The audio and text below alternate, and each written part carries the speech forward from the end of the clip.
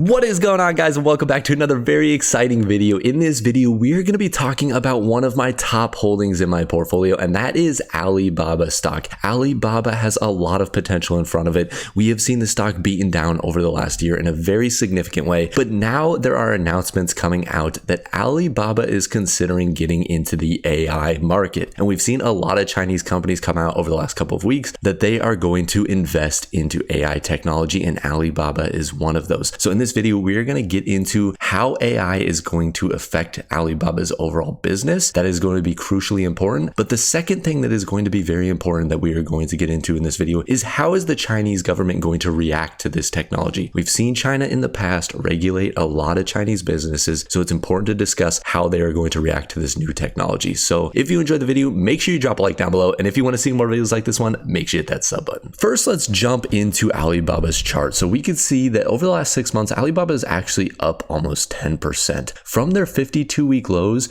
we can see that the stock actually rebounded over 90% to where it kind of peaked out a few weeks ago at $120, around $120. But since then, the stock is actually down quite a bit. It's down almost 15%, all the way to the price that we're seeing right now of $103. But over the last year, it has been beaten down by over 15%. And over the last 5 years, we can actually look from these all-time highs of around $310 down to its all-time lows. It was beaten down almost 80%. And over the last 5 trading days, we could see that Wednesday into Thursday, the stock ran up by over 4%. And this run-up comes on the back of news that Chinese tech giant Alibaba is working on a ChatGPT rival. In my opinion, Alibaba is a business that could get a great benefit from integrating ChatGPT type of technology into their overarching platform right now. And there are 2 reasons behind this. The first being the language barrier that you have right now. If you have gone on to Alibaba or Alibaba Express and placed an order, you know that you are speaking directly with someone in China. And oftentimes there are language barrier issues where you aren't communicating. It can sometimes be hard to get exactly what you're looking for, and that can create overarching issues. If you get something like ChatGPT or any type of AI technology like that integrated into the platform, there's no issue with language barriers. People all over the world can go on to Alibaba.com, they can talk directly with ChatGPT, and there's no real issues with communication. The other thing that is important with this technology for Alibaba is the timing issue. So oftentimes, if you've gone on to Alibaba.com or if you've gone on to AliExpress and placed an order or tried to communicate with anyone on the platform, what will often happen is you will get a delay of 12 hours between when you send a message to someone on there and when you get a response. And that just has to do with the timing difference between China and the US. And what ChatGPT can do is obviously it will be working around the clock. It will be an integrated AI technology where you send a message and you are able to get a rapid response. This will make working with some of these firms out of China a lot more efficient because you can get the information back right away and start moving forward with your product launches or whatever you're trying to order out of Alibaba or AliExpress. When we go onto OpenAI's website, we can actually see that ChatGPT and its type of technology is optimized for this exact use case. And if you aren't aware, OpenAI is actually the creator of ChatGPT. A lot of people get the misconception that Microsoft is creating ChatGPT, but they invest in a company called OpenAI, and OpenAI is actually the creator of this technology. And when we scroll down on their website, we can actually see that they have an example of how ChatGPT is supposed to work. So a user is submitting a portion of their code and looking for a fix for what is going wrong with the code.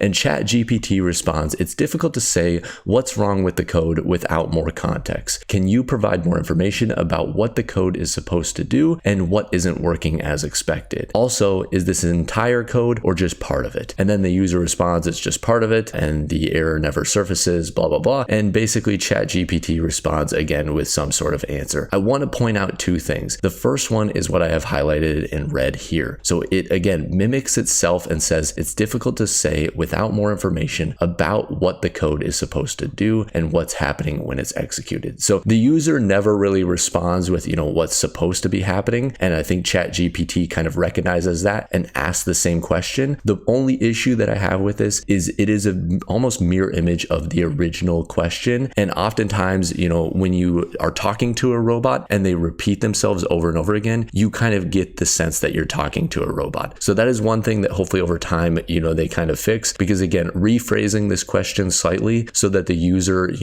actually focuses on it is something that a human being often does, but AI is clearly, not adequate right now to getting to that level. And the other thing that I had highlighted here is the question at the end. So can you provide more details about what's happening when you run the code? So it's good that, ChatGPT is also able to recognize the types of questions that need to be asked back for it to get the accurate information that it needs to kind of help the users solve the problem. The biggest risk for Alibaba and actually them using and trying to develop this type of technology is the Chinese government. The Chinese government has taken a very strong stance over the last couple of years against big tech companies throughout China. And with them getting potentially more power and a lot of the speculation and concerns about AI technology, we could see the Chinese government stepping in and regulating a lot of these businesses, a lot of these new technologies in a very fast manner that could have a big impact on Alibaba and some of their competitors. And a lot of this 80% drop that we talked about at the start of the video is made up from some of that risk of the Chinese government. We saw this with the delisting concerns. Obviously, the Chinese government stepped in and basically said that a lot of these firms would not allow the US to come in and audit them.